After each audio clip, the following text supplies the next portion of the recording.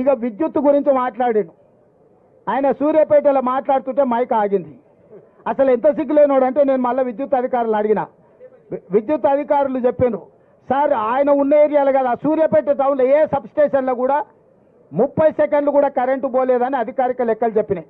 ఆయన పెట్టుకున్నది కూడా జనరేటర్తో పెట్టుకున్నాడు. ఆయన పెట్టిన మైకు ఆడ పెట్టిన సమావేశాన్ని కరెంటు కనెక్షన్ లేదు, జనరేటర్ కనెక్షన్ ఉంది. నీ జనరేటర్లు ఎవడు పుల్ల పెట్టిండో, నీ పార్టీలో ఎవడు కట్టే పెట్టిండో, ఆ 3 అడుగుల జగదీశ్వర్ రెడ్డి పడనోళ్ళు ఆ జిల్లాలో బొచ్చడి మంది ఉన్నారు. ఎవడు ఆ కనెక్షన్ వీకిండో, ఎవడు కనెక్షన్ పెట్టిండో ఎవడికి తెలుసా?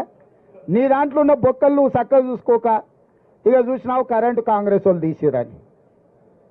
చంద్రశేఖర్ రావు, నేను నీకు ఒక మాట చెప్పదలుచుకున్నా. 10 ఏళ్ళు మేము ప్రతిపక్షంలో ఉన్నాం. ఏ ఒక్క రోజైనా రైతుల విషయంలో కానీ, విద్యార్థుల విషయంలో కానీ, నిరుద్యోగుల విషయంలో కానీ మేము ఏదైనా కార్యాచరణ తీసుకుంటే మమ్మల్ని ఇళ్లలో నుంచి బయటకన్నా వెళ్ళనిచ్చినవా?